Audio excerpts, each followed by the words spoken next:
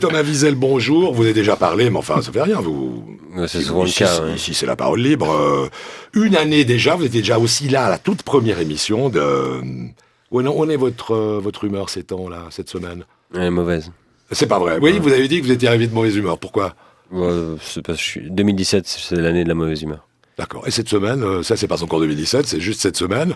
Alors cette semaine, moi j'ai découvert que si je restais trop longtemps sans bouger devant ma télé, elle s'éteignait. Ce qui est à moitié une action écologique, à moitié un jugement dégradant de sa part. Pendant que moi je découvrais qu'un téléviseur me méprisait, des scientifiques belges, eux, ont annoncé la découverte d'un nouveau système solaire avec 7 exoplanètes rocheuses. Scientifique belge. Déjà, c'est deux mots qu'on n'a pas l'habitude de voir ensemble. Hein. C'est comme skieur libyen ou humoriste heureux, justement. Les Belges, ça fait des décennies qu'on fait des blagues où on les traite d'idiots et qui se disent notre revanche viendra. Eh ben, c'était ça. C'est bien joué, les gars. C'est la plus belle découverte belge de l'histoire. Bon, c'est pas difficile. La dernière découverte belge, c'était des enfants dans une cave. Voilà. Non, mais on peut plus dire qu'ils sont bêtes, mais heureusement, il nous reste les blagues sur la pédophilie pendant encore un moment. Ces planètes sont soi-disant habitables, hein, mais c'est à 40 années-lumière. Ça nous fait une belle jambe. Hein. C'est comme si t'as soif dans le Sahara, quelqu'un te dit j'ai de l'eau, mais à Sydney. Et 40 années, si tu te déplaces, c'est à la vitesse de la lumière. Hein. J'explique le concept d'année-lumière aux auditeurs. On est sur la première. Quand les auditeurs étaient à l'école, la science n'en était pas encore là. On croyait que la Terre était plate. Donc voilà, 40 années-lumière, c'est 953 432 années EasyJet. Voilà. T'imagines le jet lag? Le jet lag, ça doit être d'une violence. Ça fait combien de temps que t'es là? Mon grand-père est arrivé il y a 65 ans. Au courage. Hein. Le secret, c'est de se coucher et de manger à des heures fixes. Et avant de faire le voyage vers ces planètes, faudrait qu'on sache si c'est habitable comme genre Barcelone ou comme Moutier. Parce que moi, j'y vais pas. Hein. Certains disent que l'avenir de l'être humain, c'est une autre planète, justement. Moi, je trouve un peu débile quand même. Au lieu de se dire, on va faire un peu attention à cette planète-ci, diminuer la pollution, limiter l'émission de gaz à effet de serre, peut-être pas tous posséder 3 voitures. Non, on va voyager à 40 années-lumière pour tout recommencer comme avant. L'humanité, on fait nos besoins dans les chiottes et au lieu de tirer la chasse, on regarde autour, on se dit, oh, mais c'est pas mal le lavabo, j'ai pas fait encore. Moi, je suis pas contre la colonisation spatiale. Voilà au moins une colonisation qui serait pas un crime contre l'humanité, parce qu'il n'y a pas d'humanité.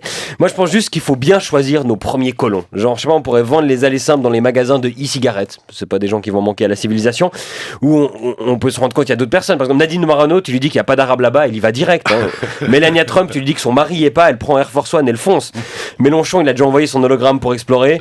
Les Hollandais, ils sont déjà en route, ils ont des vaisseaux camping-car, ils ont du Gouda, des drapeaux orange, c'est eux qui vont coloniser. Raël, il est déjà allé. Il dit que c'est pas mal, il connaît bien le coin. Et habitable, ça veut peut-être aussi dire qu'il y a déjà des gens qui y habitent, Michel, et qui payent pas de loyer à Bernard Nico. Et rien que parce que ça l'énerverait beaucoup, j'espère que c'est le cas. Et peut-être que ces gens qui y habitent sont plus avancés que nous et qu'ils ont des trucs à nous apprendre. Enfin bon, s'ils étaient plus avancés, ils nous auraient déjà découvert. Hein. À moins qu'ils nous voient depuis longtemps et qu'ils aient pas envie de nous parler. Peut-être qu'ils ont vu qu'on avait de l'eau, mais peut-être que la première personne qu'ils ont vue, c'est François Bayrou. Et ils se sont dit, oh, ils ont l'air relous, on va les laisser tranquilles. Non, c'est important les premières impressions. Et c'est pour ça qu'à l'usage des extraterrestres, j'aimerais brièvement leur présenter la Terre. La Terre, c'est quoi? Définition. La Terre est une planète recouverte à 70% d'eau et à 30% d'abrutis. On habite la plus belle planète de l'univers, mais là c'est un peu le bordel, ça fait 2-3 millénaires qu'on n'a pas eu le temps de tout à fait ranger. Notre espèce a atteint sa forme finale, Homo smartphonus. Nous passons nos journées à tripoter des petits rectangles qu'on sort de nos poches, c'est hyper fun, vous devriez essayer. On se sépare en deux genres, les hommes qui ont des pénis et tentent de les introduire partout, et les femmes qui ont des enfants et des salaires inférieurs. Quand on s'aime, on se marie, mais la semaine d'avant, on doit se balader au centre-ville déguisé en pénis et vomir. Vous inquiétez pas, on va pas vous faire la guerre, hein, parce que ça fait des milliers d'années qu'on se la fait tout seul et qu'on n'a pas encore tout à fait terminé. On a inventé un truc hyper cool, ça s'appelle la religion. C'est des vieux bouquins plein de jolies histoires surnaturelles qu'on utilise pour répondre à plein de questions importantes. Qu'y a-t-il après la mort? Est-ce qu'il faut coucher avant le 3e rendez-vous? Et tiens, quel prétexte je vais pouvoir trouver pour tuer des gens? Il y a des gens de toutes les couleurs sur Terre. Plus t'es clair et plus tu crames au soleil, et plus t'es foncé et plus t'as faim. Et plus t'es orange et plus t'es président des États-Unis. Ah oui, c'est les boss de la cour de récré, c'est les Américains, c'est eux qui décident avec qui on doit faire la bagarre et ils ont toujours tous les trucs à la mode, mais secrètement on les trouve un peu cons puis ils sont gros. Il y a les Chinois, ils sont pleins mais on leur parle pas trop parce qu'ils nous font peur. Il y a les Français, alors ça vous les remarquerez facilement, ils vont vous parler en français et s'offusquer si vous les comprenez pas. Et ils vont regarder votre planète et dire ah bah à Paris c'est pas comme ça en tout cas. Et puis il y a la Suisse qui essaie d'être copain avec tout le monde tant qu'ils nous filent de l'argent. Ah oui, l'argent, ça c'est important.